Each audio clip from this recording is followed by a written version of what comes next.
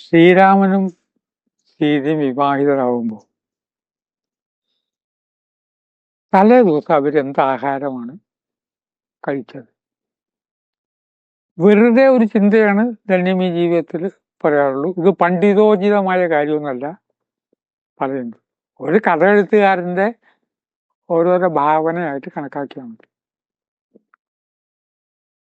കല്യാണത്തിന്റെ തലേന്ന് ഇപ്പൊ ഓരോ സ്ഥലത്തും, കോഴിക്കോട് പോലുള്ള സ്ഥലത്ത് പ്രത്യേകിച്ചും തലേ ദിവസം കല്യാണത്തിന് തുല്യമാണ്.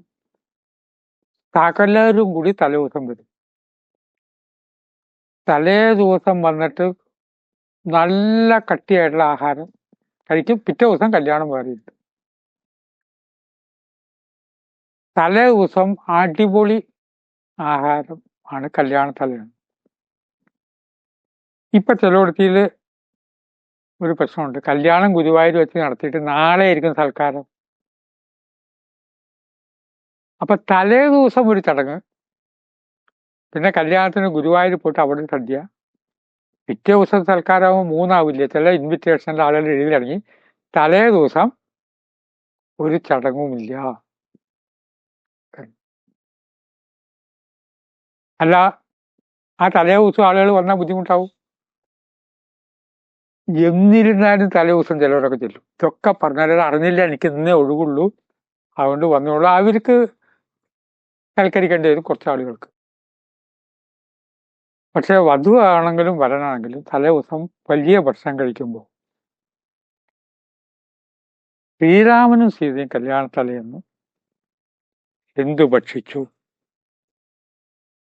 ഇത്തരം കഥകളെക്കുറിച്ച് അനവധി വ്യാഖ്യാനങ്ങൾ പലരും പറഞ്ഞു. ആർക്കും എഴുതാം, ആർക്കും കൂട്ടിച്ചേർക്കാം.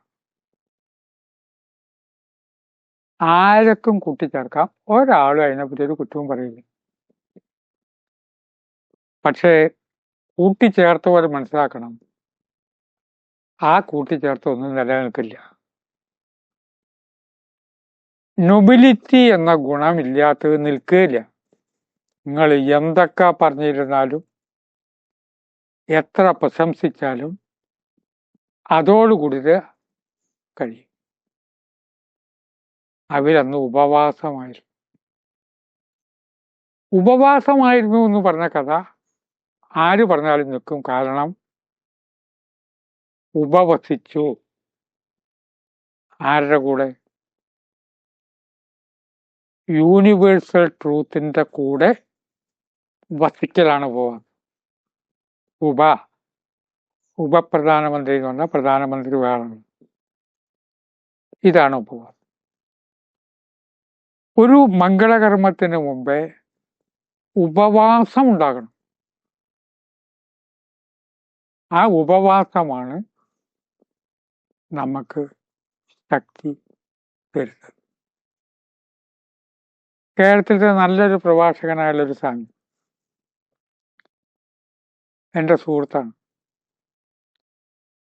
അപ്പോൾ ഒരു വേദിയിലേക്ക് പോയപ്പോൾ അദ്ദേഹം കൃത്യം 6:30 എന്ന് പറഞ്ഞ വാച്ച് നോക്കി 6:30 തുടങ്ങും. 6:30 മുമ്പ് ഞാൻ അദ്ദേഹത്തിന്റെ മുറി കയറി ചെന്നപ്പോൾ കയറണ്ടായിരുന്നു തോന്നി. അവിടെ ഇരുന്ന് മെഡിറ്റേഷൻ. മൗനമാണ് അദ്ദേഹത്തിന്റെ പ്രഭാഷണത്തിന്റെ ശക്തി എന്ന് അന്ന് മനസ്സിലാക്കി. മൗനം. നല്ലൊരു പാട്ടുകാരൻ പാടുന്ന അപ്പൊ തന്നെ പാടുമോ? ഇപ്പൊ തന്നെ പാടിക്കോ, കറക്റ്റ്. അതിനു മുമ്പേ മനസ്സിനകത്തൊരു മൗനം ഉണ്ടാക്കണം. ആ മൗനത്തിന്റെ ശക്തിയാണ് പാട്ടിന്റെ ശക്തി. ഈ ഉപവാസം എന്നുള്ളതാണ് പിന്നീടുള്ള ജീവിതത്തിന്റെ ശക്തിയായിട്ട് കിട്ടണത്. വേറൊരു കഥയും കൂടിയുണ്ട്. ശ്രീരാമൻ കല്യാണത്തിന് തലേന്ന് വധുവിന്റെ വീട്ടുകാരോട് ശ്രീരാമന്റെ മാതാവ് ശ്രീരാമന്റെ 16 കുറ്റങ്ങളോട് പറഞ്ഞു കൊടുത്തു. ഇപ്പുറത്ത് സീതയുടെ 16 കുറ്റങ്ങൾ ഇങ്ങോട്ടും പറഞ്ഞു കൊടുത്തു രാമന്റെ ബന്ധുക്കളോട്. കഥ നിൽക്കും. ഇതിന്റെ പോസിറ്റീവ് വശം ആലോചിക്കണം. ഇപ്പൊ നമ്മൾ കുറ്റം പറഞ്ഞു കൊടുക്കലുണ്ടോ? ഇവിടെ കുറ്റം എന്ന് പറഞ്ഞാൽ കുറവുകൾ എന്നുള്ളത് മാത്രമല്ല. ഇപ്പൊ നോർത്തിലാണ് ജോലി ചെയ്യുന്നത്. അവിടെ രാത്രി ജോലി ഉണ്ടാവും, നൈറ്റ് ഷിഫ്റ്റ് പറഞ്ഞു കൊടുക്കണ്ടേ? വധു ഇപ്പൊ നോർത്തിലാണ് ജോലി ചെയ്യുന്നത്. കുഴപ്പമില്ല, 1 കൊല്ലം കൂടി എങ്ങനെ എക്സ്റ്റൻഷൻ കിട്ടിയാണ്. അത് കഴിഞ്ഞാൽ ട്രാൻസ്ഫർ ഉണ്ടാകും. ഇത് കുറ്റമൊന്നുമല്ല. ഇളവയിൽ കൊണ്ടുവരണമെങ്കിൽ തലയിരിച്ചിൽ വരും വധുവിന്. എന്താ പറഞ്ഞു കൊടുത്താൽ കുഴപ്പം? വരന് ഇന്ന ദൗർബല്യമുണ്ട് പറഞ്ഞു കൊടുക്കണ്ടേ? വരന് ഇന്നതാണ് പണി, അവന്റെ ജോലി അങ്ങനെ ആയതുകൊണ്ട് തന്നെ ചില ഓർമ്മ പ്രശ്നമൊക്കെ ഉണ്ടാവും. അത് ജീവിതത്തിന്റെ ഒരു ഭാഗമാണ്. ആ ദൗർബല്യങ്ങളെ കൂടി ചേർത്ത് പിടിക്കണം. ആളൊരു മുൻകോപിയാണ്, പെട്ടെന്ന് ചൂടാവും. പെട്ടെന്ന് ചൂടായാലും തണുക്കും. പെട്ടെന്ന് ചൂടാവുമ്പോൾ ഇന്ന പോലെ ചെയ്താൽ മതി. ആ പെട്ടെന്നുള്ള ചൂടാവലും എടുത്തു ചാട്ടവും നിർത്താൻ ഇന്ന കാര്യങ്ങൾ ചെയ്യുന്നുണ്ട്, അല്ലെങ്കിൽ ഗുളിക കഴിക്കുന്നുണ്ട്, ഇന്ന വൈദ്യുത ചികിത്സയാണ്, എന്താ പറഞ്ഞാൽ കുഴപ്പം? ഇവരുടെ കുറ്റം എന്ന് പറഞ്ഞാൽ ഇല്ലാത്തത് ഇങ്ങനെ പറയുക എന്നുള്ളത് അല്ല. അങ്ങനെ കുറ്റം പറയലെന്നൊരു ചടങ്ങുണ്ട്, അത് വേറൊരു ദിവസം പറയേണ്ട ഒരു വിഷയമാണ്. കല്യാണത്തിന് മുമ്പ് കുറ്റം പറയൽ ചടങ്ങുണ്ട്, അതൊരു ദിവസം പറയേണ്ട വിഷയം. സീതയ്ക്ക് 16 കുറ്റങ്ങൾ, രാമനും 16 കുറ്റങ്ങൾ. കുറ്റങ്ങൾ എന്ന് പറഞ്ഞാൽ കുറവുകൾ എന്നല്ല അർത്ഥം. ഇനി അതിൻ്റെ ഏറ്റവും പ്രധാനപ്പെട്ട വശത്തിലേക്ക് കിടക്കുന്നു.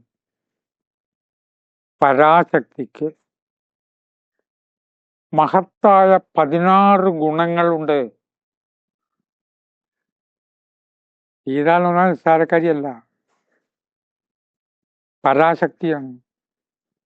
ലക്ഷ്മിയാണ് ഭൂമിയിൽ വന്ന് അവതരിച്ചത്.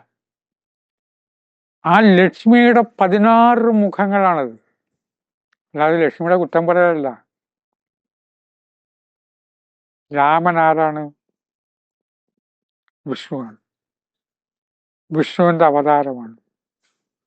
വിഷ്ണു ഭൂമിയിലേക്ക്, അവതാരം എന്ന വാക്കിനർത്ഥം ഭൂമിയിലേക്ക് ഇറങ്ങി വന്നത്. ആ പരമാത്മാവിന് 16 ഗുണങ്ങളുണ്ട്. എല്ലാവരെയും തൃപ്തിയാക്കണം. രാജാവുമ്പോൾ രാജാവിന്റെ ധർമ്മം നിർവഹിക്കണം. എല്ലാവരുടെ ആഗ്രഹവും സാധിപ്പിച്ചു കൊടുക്കണം. സകല ആഗ്രഹങ്ങളും സാധിപ്പിച്ചു കൊടുക്കേണ്ട ഉത്തരവാദിത്വമുണ്ട്. രാമന്റെ കൈ കൊണ്ട് തന്നെ മരിക്കണം എന്ന് ആഗ്രഹമുള്ളവർക്ക് മോക്ഷം കൊടുക്കണ്ടേ? അതും രാമന്റെ ഉത്തരവാദിത്വത്തിനല്ലേ? രാമന്റെ വേഷം ഞാൻ കിട്ടില്ല എന്ന് പറഞ്ഞു രാവണൻ. എന്താന്ന് ചോദിച്ചു. നേരെയായി പോകുന്നു. ആ നാമം ജപിച്ചാൽ ഞാൻ നേരെയായി പോകും. രാവണന്റെ ആഗ്രഹം സാധിപ്പിക്കണ്ടേ? ബാലിയുടെ ആഗ്രഹം സാധിപ്പിക്കണ്ടേ? ഇതുപോലെ പരാശക്തിക്ക്. അപ്പൊ ഇവിടെ 16 കുറ്റങ്ങൾ എന്ന് പറയുന്നത്, ആദ്യം ഞാൻ പറഞ്ഞു 16 കുറ്റങ്ങൾ സാധാരണഗതിയിൽ വ്യാവഹാരിക അർത്ഥതലങ്ങളിൽ അങ്ങനത്തെ ഒരു കുറ്റം പറച്ചിലൊക്കെ പറഞ്ഞു കൊടുക്കണം കേട്ടോ. ദൗർബല്യങ്ങൾ എന്നൊരു അർത്ഥമല്ലെങ്കിലും വിശാലമായ അർത്ഥത്തിലേക്ക് എടുത്താൽ പരമാത്മാവിന്റെ 16 ക്വാളിറ്റീസ്, മുഖങ്ങൾ എന്നാണ്. കുറ്റം, ദോഷം തുടങ്ങിയുള്ള പ്രയോഗങ്ങൾ പലപ്പോഴും ദോഷം എന്ന് പറഞ്ഞാൽ ദോഷമല്ല,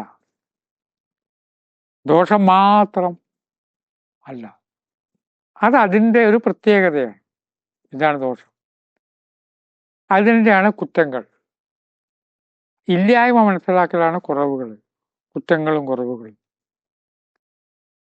അത് ഈ തലേദിവസത്തെ ഉപവാസത്തിൻ്റെ അർത്ഥം മാതിരി തന്നെ ഇതിൻ്റെ പോസിറ്റീവായിട്ടുള്ള അർത്ഥം വേണം നാം ജീവിതത്തിൽ എടുക്കാൻ. ധന്യമേ ദിനത്തിൽ പറഞ്ഞുകൊണ്ടിരിക്കുന്നതും അതാണ്. സബ്സ്ക്രൈബ് ചെയ്യുന്ന എല്ലാ സുഹൃത്തുക്കളോടും നന്ദി പറയുന്നു. നമസ്കാരം.